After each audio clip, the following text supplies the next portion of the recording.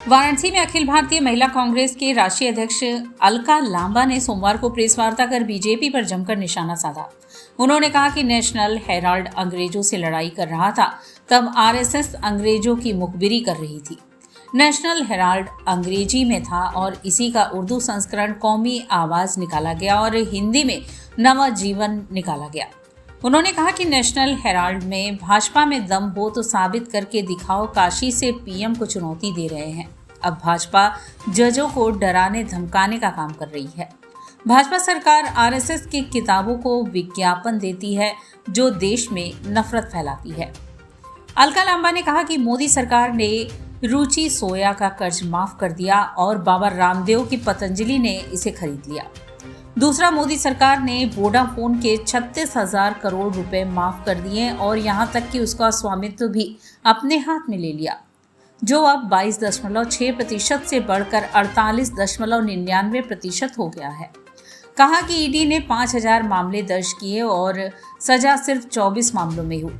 सबसे बड़ी बात यह है कि ईडी के 100 में 99 मामले में विपक्ष के खिलाफ दर्ज होते हैं। इस पर ईडी को जवाब देना चाहिए कि सत्ता के मामले में मामला दर्ज करते हैं लेकिन साबित क्यों नहीं कर पाते हैं। हम इसके खिलाफ पूरे देश में सड़कों पर निकलेंगे। संविधान बचाओ देश बचाओ की रैली को निकालकर इस आंदोलन को आगे बढ़ाएंगे। लांबा ने कहा कि नेशनल हेराल्ड ने अंग्रेजों के युद्ध में हिस्सा लिया। यह देश की धरोहर है, हम इसे बचाएंगे। उन्होंने कहा कि हाल ही में हुए कांग्रेस पार्टी के ऐतिहासिक गुजरात अधिवेशन से बौखलाए मोदी शाह की जोड़ी ने फिर से कांग्रेस पार्टी पर प्रवर्तक निदेशालय ईडी अपनी पसंदीदा आपराधिक वसूली मशीन को छोड़ दिया है। कांग्रेस संसदीय दल की अध्यक्ष सोनिया गांधी और विपक्ष की नेता राहुल गांधी के खिलाफ प्रवर्तन निदेशालय द्वारा दायर तथा कथित आरोप पत्र कुछ और नहीं बल्कि विशुद्ध राजनीतिक षड्यंत्र है। गांधी परिवार का हर सदस्य, चाहे वह राजनीति में हो या नहीं, भाजपा द्वारा निशाना बनाया जा रहा है। कांग्रेस नेत्री अलका लांबा ने कहा कि भाजपा डरी हुई है राहुल गांधी से। राहुल गांधी की सदस्यता रद्द कर दी, बंगला छीन लिया और सुरक्षा छीन ली। कोर्ट ने सब वापस किया। राहुल ने भाजपा को बहुमत से रोका है, इसी से भाजपा को बौखलाए हुए है। राहुल गांधी को रोकने के लिए ये सब कर रहे हैं। कहा कि कांग्रेस की सरकार आने के 10 महीने में ये सब लोग जेल में जाएंगे।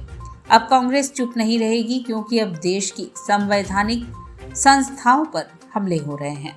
संविधान के अंदर का एक भाग है, यहाँ तो पूरा संविधान खतरे में आ चुका है, पूरी आजादी खतरे में आ चुकी है। ये आजादी भी कांग्रेस और स्वतंत्रता सेनानियों ने इस देश को दिलवाई। भाजपा आरएसएस, भाजपा तो थी नहीं, आरएसएस तो गद्दारी कर रही थी, मुखबर बन रही थी। तो आज तो इस देश की आजादी, बोलने की आजादी पर हमला हो रहा है, संविधान पर हमला हो रहा है। इसीलिए हम कह रहे हैं, हमें मालूम है जब से ये सत्ता में आए हैं ये तानाशाह हो चुके हैं और देश के लोगों ने इनकी तानाशाहियों को रोका है। प्रधानमंत्री नरेंद्र मोदी जी के अपने संसदीय क्षेत्र उत्तर प्रदेश में वो कमजोर हुए हैं। सीधा 40 से ऊपर सीटों का उन्हें यहाँ पर नुकसान उठाना पड़ा और 400 पार का रथ देश में अगर किसी एक राज्य ने आगे बढ़कर रोका है तानाशाही के रथ को तो उत्तर प्रदेश ने रोका है और इसके लिए हम उत्तर प्रदेश के लोगों का धन्यवाद करते हैं। मैं इस बात को अजय राय जी के होते हुए कह रही हूँ, जिस तरह से अजय राय जी ने 3 लोकसभा के चुनाव लड़े और लगातार अपने विश्वास को, वोट प्रतिशत को लोगों में बढ़ाया और वही प्रधानमंत्री जी का जनता पे विश्वास और वोट प्रतिशत कम हुआ है। अगला चुनाव मैं दावे से कहती हूँ अजय राय जी लड़ेंगे, हम विश्वास से कहते हैं, लेकिन नरेंद्र मोदी जी वाराणसी से चुनाव लड़ने की हिम्मत नहीं है।